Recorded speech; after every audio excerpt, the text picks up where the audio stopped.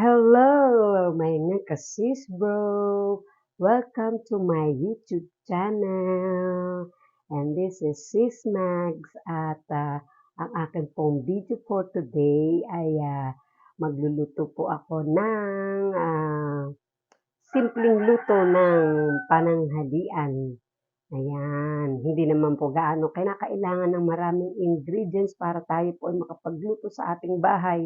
Ang mahalaga ay atin pong makakain ng ating lulutuin sa araw-araw. So, ang akin pong naisip dahil po ang aking mga meron lang pong stock dito sa bahay. Alam nyo na, laging walang ganong stock, laging walang ulam. So, eto po, bumili po ako ng manok para po sa aking tinatawag na chicken with pork and beans.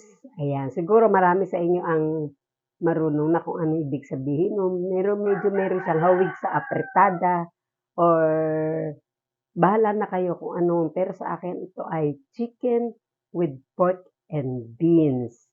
Ayan, so maghantay lang po tayo at ipapakita ko po sa inyo ang aking konting ingredients at sabay-sabay na ko na po siyang lulutuin ng saglit lang po. So, watch lang kayo dyan at atin na pong umpisa ng ating pagluluto.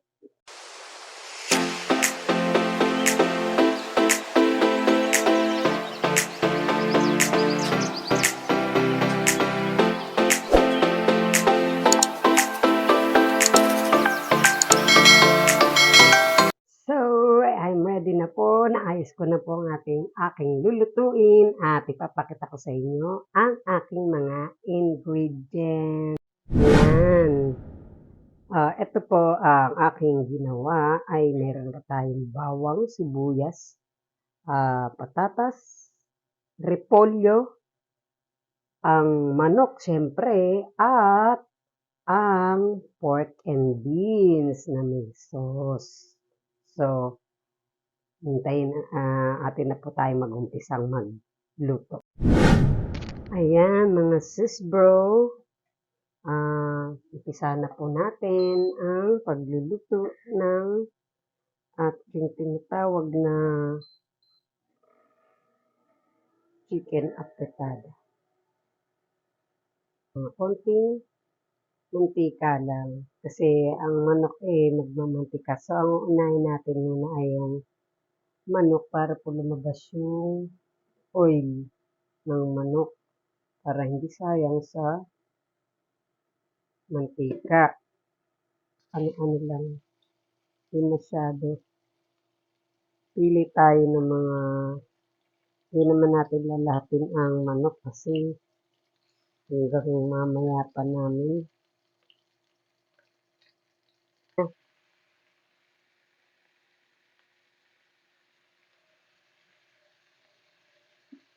Palambutin naman yun sa ano. So, ilagay na natin ang bawang at sibuyas. Nasama na yan. Diba? Maluluto din yan. Naan natin ang apoy at masyado malakas.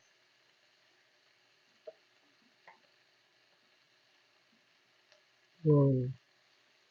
Hinamit ko na ang banginang. Tawag dyan. Bawang.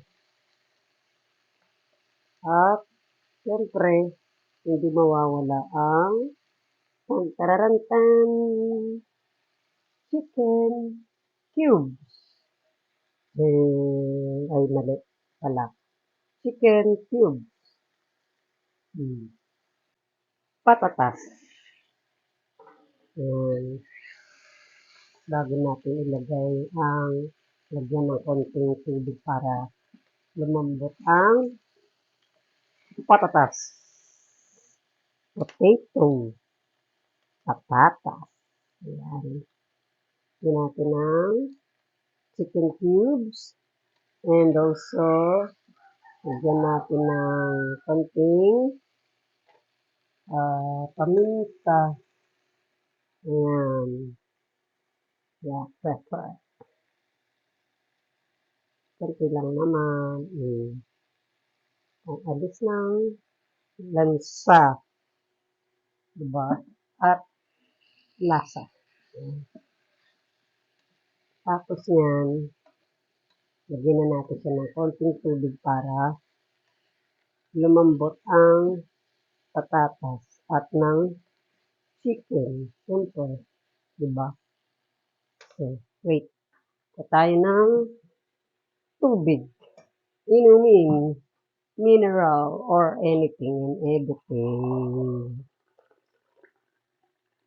Yan. Para sa pagpapalambot, lagyan ng 1 cup of water. And then, tayin po natin lumambot lumambot. Palambutin po natin siya. Ayan. Wait natin siya na matapos. Ayan. So, dahil nawala na po ng nalobat ang aking mic, ayan, magbo-voice over na lang po ako sa inyo. Ayan na nga po, nataas na yung aking pagluluto ng chicken. Pinapalambot na lang natin kung kailan matatapos siya sa pagluluto, pagpapalambot. Yan. So, ayan, okay na pala. So, yan. Lagyan natin siya ngayon ng pork and beans. Ayan. So, pagkalagay ng pork and beans, pagkatapos ng pork and beans na yun, siguro dapat isasabay ko na rin yung gulay na repolyo. Yan, repolyo ang ating final na ilalagay sa ulam. Yan, takpan na at antayin na lang po nating lumambot siya at kumulo ng konti para ayan, ready na. Okay na po yan. Ayan, ang final ko pong pagluluto ng chicken with pork and beans. Masarap po yan. Pag natikman nyo, manamis siya. Yun nga, nakalimutan ko pala siyang lagyan ng kamatis. Sa pagmamadali. Anyway, pwede na rin naman yan dahil may sarsa naman yan. Ayan, tikman ko nga kung tama na.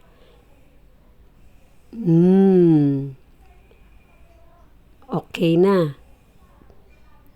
Ayan, tapos na po siya. And ready to serve na po siya. Okay.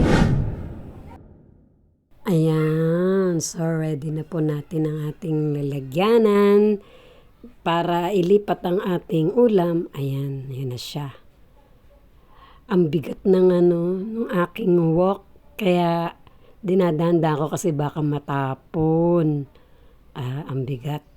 Ayan. So, yan, nilalagay ko na siya at makikita nyo ang sarap, diba? Okay na yan. Pwede na natin yung i-serve at ulam namin ngayong tanghalian. Hanggang hapunan na rin yan.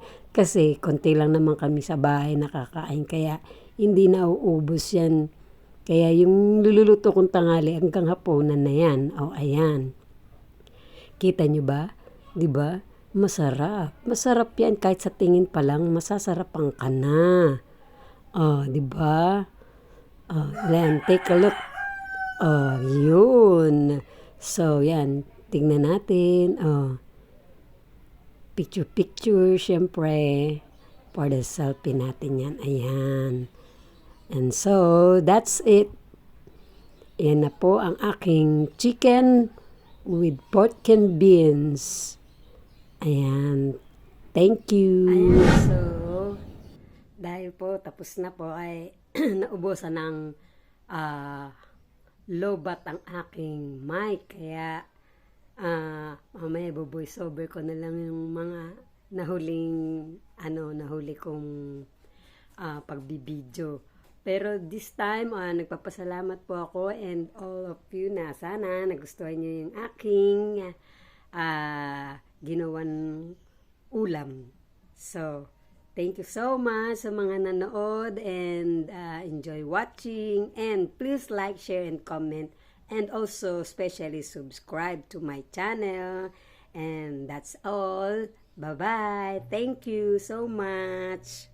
Thank you. Oh, thank you. Thank you.